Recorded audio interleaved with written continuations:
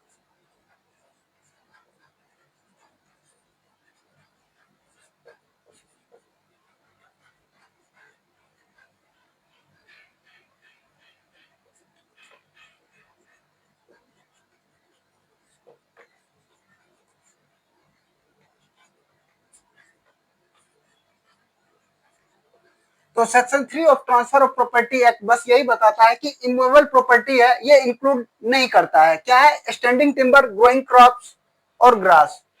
बस इससे हमें क्लियरली जो है डेफिनेशन क्या है इमूवेबल प्रॉपर्टी का ये पता नहीं चल पा रहा है। तो इसके लिए हम रेफर करेंगे दूसरे एक्ट को। तो जो सबसे पहला हम रेफर करेंगे एक्ट को, वो है section 3 of subsection 26 of general clauses act. Section 3 subsection 26 of general clauses act.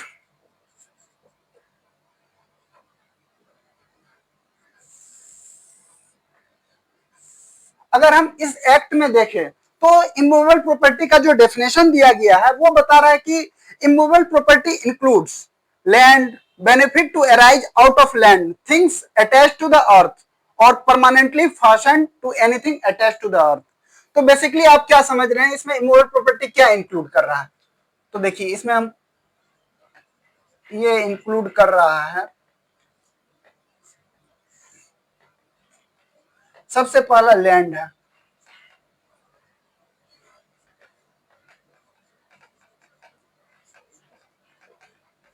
Benefits to arise out of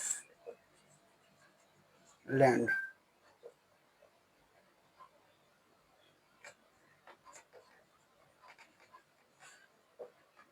things attached to the earth।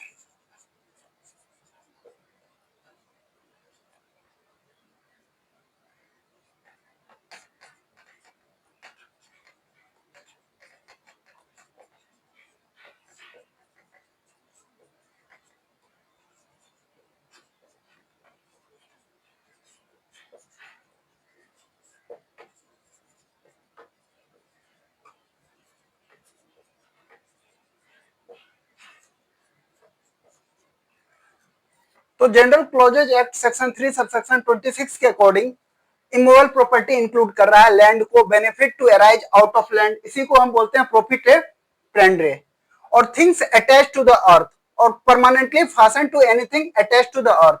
जो ये वर्ड है things attach to the earth, ये section 3 of transfer of property act में भी ये define है। तो इसके बाद दूसरा, और जो हम ये सबसे पहला हम रेफर किए हैं जनरल क्लॉजेज एक्ट को, और जो हम दूसरा रेफर करेंगे वो section 2 subsection 6 of registration act.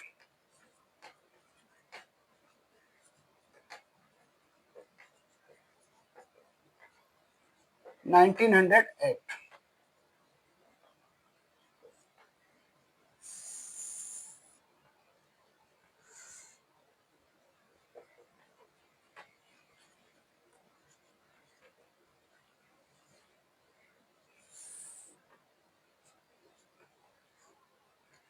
अब देखिए सेक्शन 2 सबसेक्शन 6 जो है रजिस्ट्रेशन एक्ट का, ये क्या बता रहा है?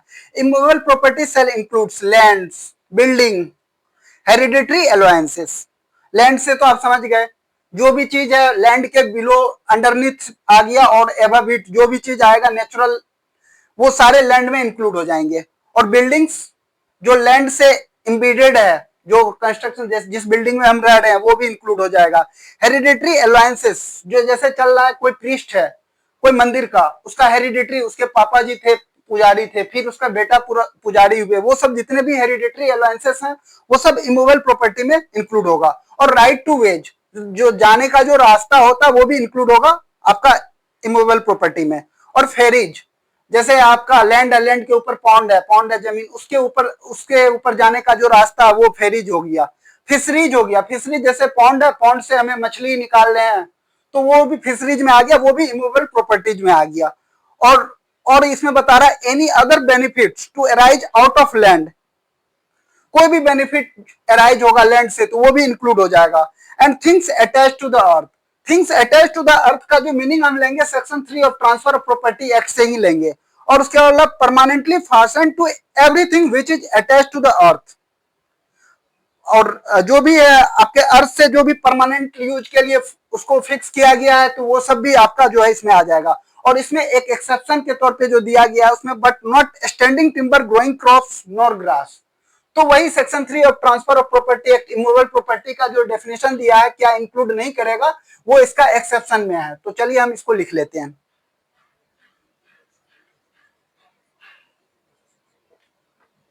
Land,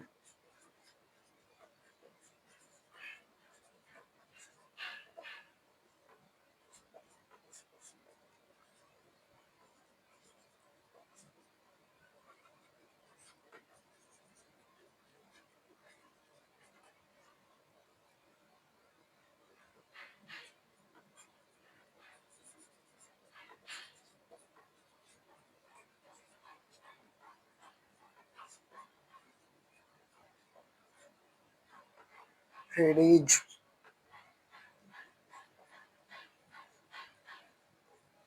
fisheries. अब नेक्स्ट साइड इसका लिख रहे हैं, इसका डेफिनेशन कंटिन्यू। फिशरीज हो गया, any other benefit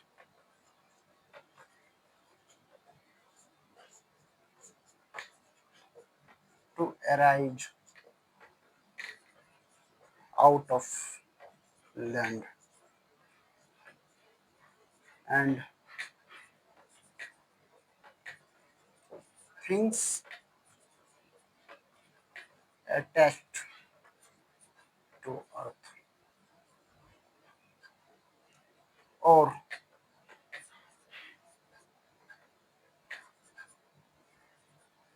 permanently fastened to anything which is attached to earth। तो ये हो गया, इसका जो एक्सेप्शन है क्या इंक्लूड नहीं करता है वो ये है, यहां लिख रहे हैं, but not include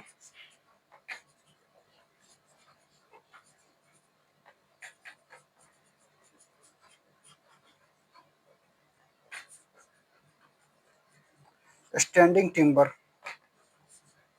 growing crops, not grass. इन तीनों डेफिनेशन को देख के जो हम कंक्लूजन निकालेंगे वो इस प्रकार होगा। अब नेक्स्ट बताते हैं आपको। आई होप आप इतना समझ गए होंगे।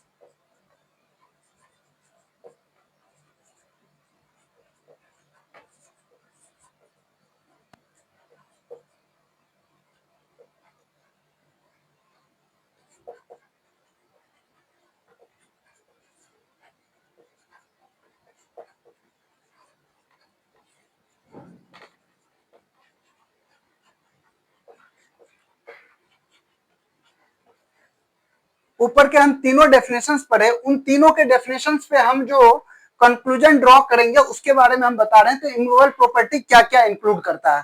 तो नेक्स्ट जो चार्ट होगा उन तीनों डेफिनेशन के बेसिस पे हम ये चार्ट है। तो देखिए इमूवेबल प्रॉपर्टी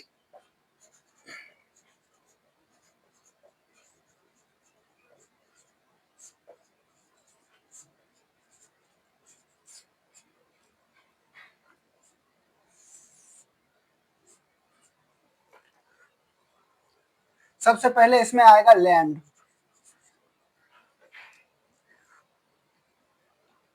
सेकंड है benefits to arise out of land, और थर्ड वन है things attached to the earth. तो उन तीनों के डेफिनेशंस जो आपका transfer of property act section 3 में इमूवेबल प्रॉपर्टी का जो डेफिनेशंस है, और section 3 subsection 26 of the general clauses act 1897 का, and section 2 subsection 6 of Indian registration act 1908, and उसके बाद things attach to the earth, ये जो है आपका सेक्शन 3 में टीपीए में डिफाइन है।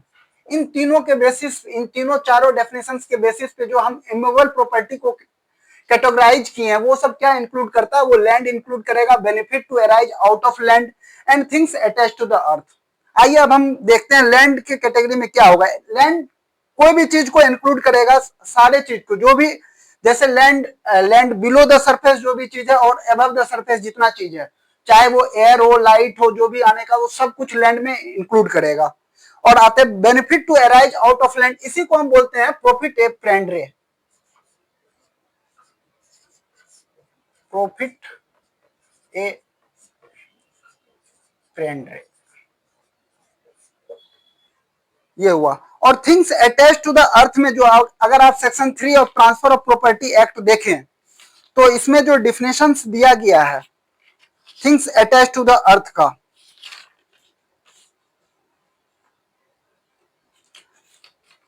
Attach to the earth, section 3 को आप यदि रीड करें अटैच टू द अर्थ का, इसका मीनिंग है attach to the earth means rooted in the earth. तो सबसे पहले इसमें बताया rooted in the earth in the case of trees and shrubs.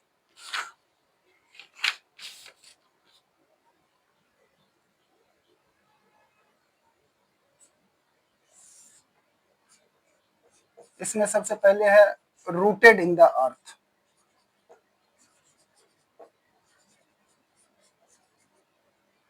और जो सेकंड वन है रूटेड इन द अर्थ हो गया आपका। उसके बाद things embedded in the earth,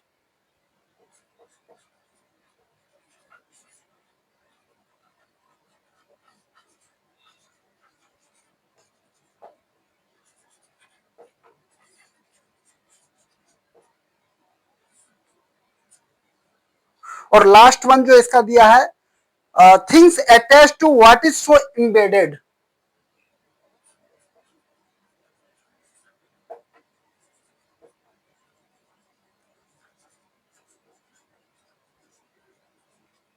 what is so embedded. अगर हम देखें रूटेड इन द अर्थ के में इसमें ट्रीज एंड श्रब्स के केस में लेते हैं, और things embedded in the earth, embedded in the earth in the case of walls और बिल्डिंग्स। अगर हम ले, जैसे ये लैंड है, प्लेन सरफेस है, ये सॉइल है, और इस पे हम बिल्डिंग खड़ा करते हैं जिसमें हम रह रहे हैं, तो ये क्या है, ये लैंड में हम इस प्रकार से एम्बेडेड किए हैं कि वो जो है ना अर्थ से एम्बेडेड है, वो भी आपको जो है things attach to the earth के कैटेगरी में आएगा। और things attach to the earth के कैटेगरी में अगर आया तो ये इमूवेबल प्रॉपर्टी होगा। और थर्ड पॉइंट जो है things attach to what is so embedded. Suppose कीजिए ये बिल्डिंग है, बिल्डिंग में ये रूम है मेरा, तो रूम में जैसे हमने वाल्स लगा, ये खिड़की लगा हुआ है, हमने पंखा को इंस्टॉल किया है, बिल्डिंग से अटैच किया है। क्या है टर्मिनोलॉजी आप देखिए, things attach to what is so embedded. जो फैंस है और एसी है, ये सब जो है, ये हमने रूम्स में जो इंस्टॉल किए हुए हैं, ये किस चीज से अटैच है, इस कमरे से अटैच है। और वो किस चीज से एम्बेडेड है, वो अर्थ से एम्बेडेड है। और इसमें दो कैटेगरीज हम देखते हैं things attach to what is so embedded में। तो जो भी चीज होना चाहिए वो परमानेंट अटैचमेंट होना चाहिए। जैसे हम फैन लगाए हैं, ये परमानेंट बेनिफिशियल के लिए लगाए हैं और ये परमानेंटली अटैच्ड हैं, तो हम कंसीडर कर सकते हैं कि ये जो फैन है वो इमूवेबल प्रॉपर्टी है। फॉर एग्जाम्पल अगर हम कोई, अभी हम फैक्ट्रीज का केस लेते हैं, जैसे मान के चलिए कोई फैक्ट्री इंस्टॉल किया गया है लैंड के ऊपर, तो वो इस प्रकार वो लैंड से अटैच है कि वो परमानेंट अटैचमेंट है, और वो परमानेंट बेनिफिशियल इंजॉयमेंट के लिए अटैच किया गया, तो उसको भी हम इमूवेबल प्रॉपर्टी में काउंट करेंगे। तो हम इसको कह सकते हैं, इसमें दो category things attach to the earth में आपका सबसे पहला परमानेंट अटैचमेंट होना चाहिए,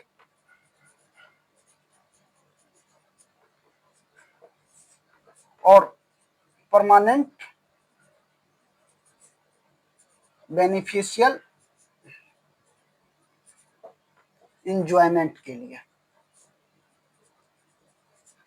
और ये जो थिंग्स एम्बेडेड इन द अर्थ है, हम कैसे इसको कैटेगराइज करेंगे, इसके लिए दो थ्योरी हैं। सबसे पहले जो है इसमें हम सबसे पहले एनेक्सेशन का डिग्री देखेंगे। एनेक्सेशन का डिग्री देखेंगे, किस प्रकार से उसको हम एनेक्स्ट किए हुए हैं कि वो बहुत आसानी से हम उसको निकाल नहीं सकते। अगर उस प्रकार से है तो वो हम एम्बेडेड इन द अर्थ के कैटेगरी में काउंट करेंगे। और सेकंड वन जो दिया है, सेकंड वन में हम देखेंगे, ये तो हम डिग्री ऑफ एनेक्सेशन देख लिए, और उसका हम ऑब्जेक्ट देखेंगे, क्या पर्पस है, किस चीज के लिए हम उसको एनेक्स्ट किए हैं, एम्बेडेड किए हैं अर्थ में। इसका हम देखेंगे object of annexation. I hope आपको इतना क्लियर हो गया। ये बेसिकली कंक्लूजन है on the basis of all three definitions we have stated above. तो उसके बेसिस पे हमने ये चार्ट बनाया है। इमूवेबल प्रॉपर्टी को तीन कैटेगरीज में हमने डिफाइन कर दिया categorise, land, benefit to arise out of land, things attach to the earth. I hope आपको इतना क्लियर हो गया होगा। चलिए अब इसके बाद हम डिस्कस करेंगे, ये तो हुआ हमारा इमूवेबल प्रॉपर्टी के बारे में। अब इसके बाद हम डिस्कस करेंगे मूवेबल प्रॉपर्टी।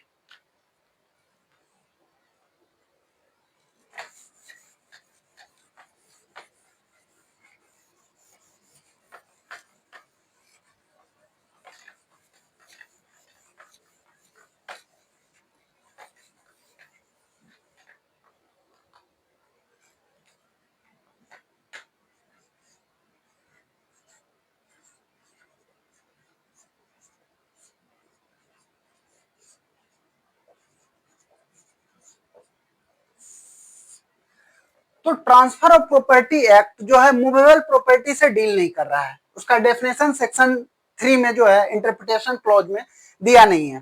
तो हम क्या इससे हम कैसे पता करेंगे मूवेबल प्रॉपर्टी क्या है? तो बेसिकली ऐसा है कि अगर जो इमूवेबल प्रॉपर्टी नहीं है वो सारे मूवेबल प्रॉपर्टी होंगे। तो इमूवेबल प्रॉपर्टी का हमने डेफिनेशन देख लिया, और जो वो इस कैटेगरी में फॉल नहीं कर रहा है वो सारे मूवेबल प्रॉपर्टी होंगे। लेकिन फिर भी हम देखते हैं इसका अदर एक्ट में क्या डेफिनेशन दिया हुआ है मूवेबल प्रॉपर्टी का। तो इसमें भी हम देखेंगे section 3 of 36 of the general clauses act.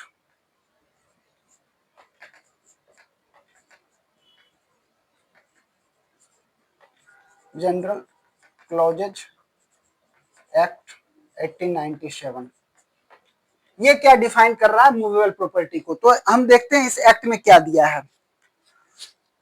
ये बोल रहा है कि movable property shall includes property of every description except immovable property. Every description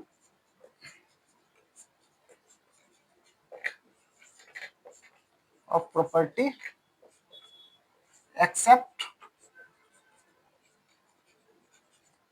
immovable property. तो ये every description of property except immovable property, तो ये वाला टर्म आपके लिए बहुत इंपॉर्टेंट है। इमूवेबल प्रॉपर्टी जो हमने पढ़ा वो सब उसमें इंक्लूड नहीं करेगा, वो सारे मूवेबल प्रॉपर्टी। ये हो गया आपका जनरल क्लॉजेज एक्ट का सेक्शन 3 सबसेक्शन 36। आइए हम दूसरा देखते हैं सेक्शन 2 सबसेक्शन 9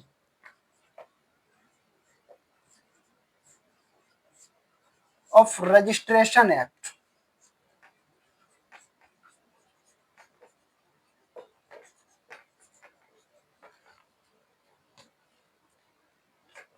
ये बता रहा आपको, ये बता रहा movable property shall include standing timber, growing crops and grass, fruits upon and juice in the trees, and property of every other description except immovable property।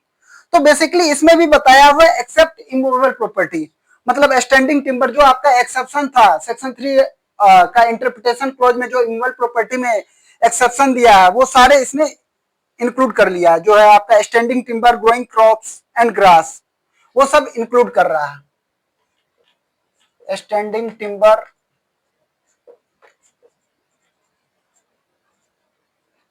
Growing crops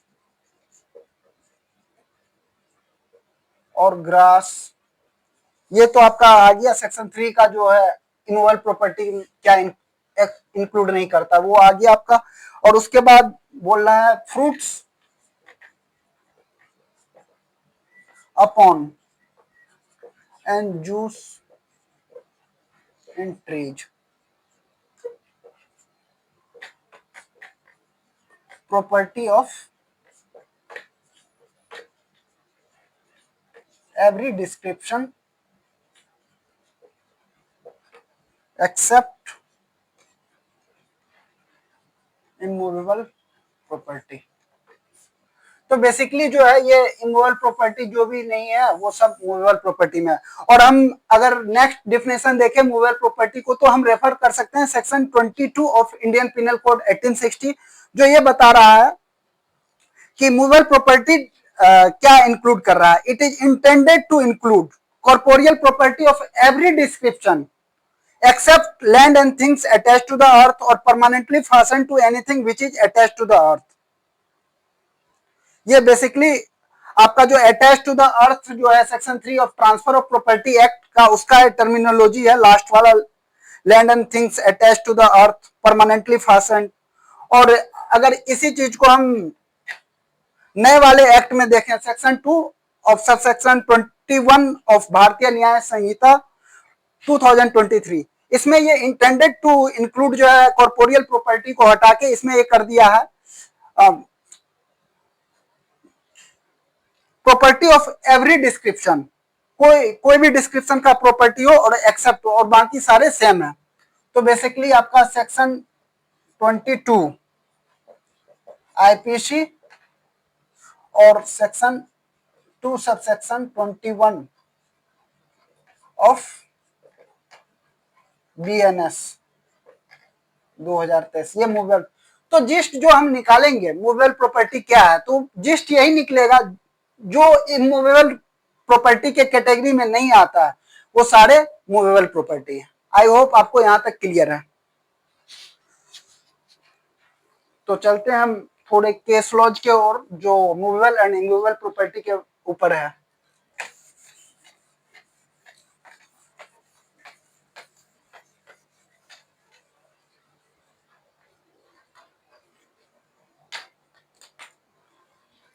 जो सबसे पहला केस जो हम करेंगे,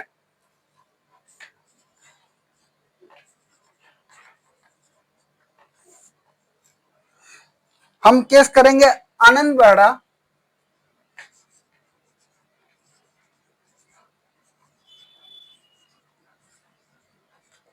versus state of Odisha. Anand Behera versus state of Odisha जो case है ये 1955 का केस है। इसमें कोर्ट हेल्ड किया right to profit a prendre, जो benefit arising out of land जो भी है वो सारे इमूवेबल प्रॉपर्टी में आएगा।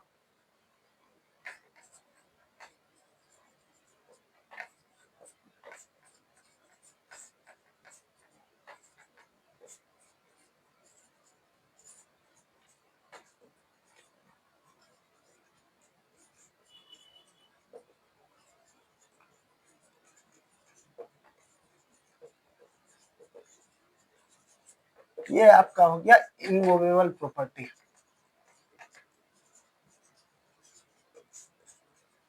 आई होप आपको यहां तक क्लियर होगा। और तो हम नेक्स्ट केस देखेंगे Shantabai versus state of Bombay 1958 supreme court. इसमें शांताबाई लेडी रहती है, तो उनका हस्बैंड जो है लैंडलॉर्ड होता है। उन्होंने 12.5 इयर्स के लिए लीज क्रिएट किया इन फेवर ऑफ शांताबाई। तो उन पहली बात तो वो जो लीज डीड था वो अनरजिस्टर्ड एंड अनअटेस्टेड था, और दूसरी बात उनको जो राइट मिला वो प्लांट कट करने का राइट मिला, लेकिन कुछ रिस्ट्रिक्शंस के साथ कि कुछ सर्टेन हाइट अटेन करने के बाद ही आप राइट प्लांट को कट कर सकते हैं। तो 2 इयर्स तक तो उन्होंने इस राइट को एंजॉय किया, एंड उसके बाद एक लॉ पास हुआ जिससे संताबाई का जो है संताबाई का राइट को कर्टेल किया गया। तो संताबाई अपना इशू लेके कोर्ट पहुंची। जो इशू रेज्ड हुआ सबसे पहले कि शांताबाई को जो राइट क्रिएट किया गया है वो मूवेबल प्रॉपर्टी में है या इमूवेबल प्रॉपर्टी में है। तो शांताबाई ने कंटेंड किया कि ये राइट जो है मेरा ये मूवेबल प्रॉपर्टी में है। लेकिन सुप्रीम कोर्ट जो इस पे इनका फैसला जो है उन्होंने बताया कि ये जो राइट है इमूवेबल प्रॉपर्टी में है, क्योंकि ये आपको कंटिन्यूइंग राइट मिला है 12.5 इयर्स के लिए। अगर आप देखें उनके हस्बैंड ने लीज डीड क्रिएट किया, लीज दिया 12.5 इयर्स, ये है ऑनर शांताबाई के फेवर में। तो सबसे पहली बात तो ये अनरजिस्टर्ड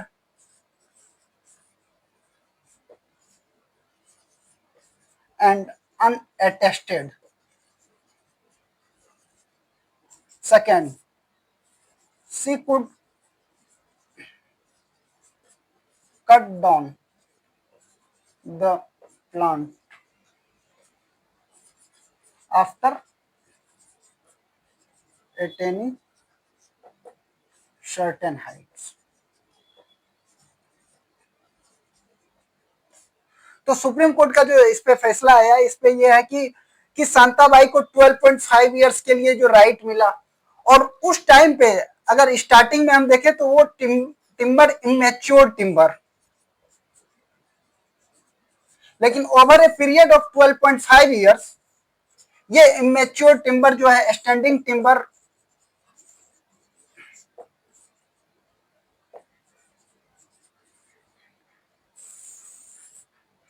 स्टैंडिंग टिम्बर की तरह यूज हो सकता है, इसको कट डाउन कर सकते हैं। तो सुप्रीम कोर्ट का फैसला ये आया कि आपका जो राइट है वो इमूवेबल प्रॉपर्टी में है, क्योंकि ये जो आपके ट्रीज से हैं ये फॉल करेगा कैटेगरी में benefit to arise out of land, that is profit a prendre. तो प्रॉफिट अप्रेंडर के कैटेगरी में फॉल करेगा। तो इमूवेबल प्रॉपर्टी में राइट है, लेकिन शांताबाई को कोई रेमेडी नहीं मिलेगा, क्योंकि उनका जो ये अनरजिस्टर्ड था डीड और अनअटेस्टेड था। तो राइट तो इमूवेबल प्रॉपर्टी में है, लेकिन इनका अनरजिस्टर्ड एंड अनअटेस्टेड की वजह से इनको कोई रेमेडी नहीं मिलेगा। आई होप आपको यहां तक पूरा क्लियर हो गया होगा, और मिलते हैं नेक्स्ट वीडियो के साथ। सेक्शन 3 में और भी बहुत सारे टर्म्स जो हैं उनको हम डील करेंगे। अगर आपको ये वीडियो पसंद आया हो तो please like, share and subscribe, और मिलते हैं नेक्स्ट वीडियो के साथ। Thank you.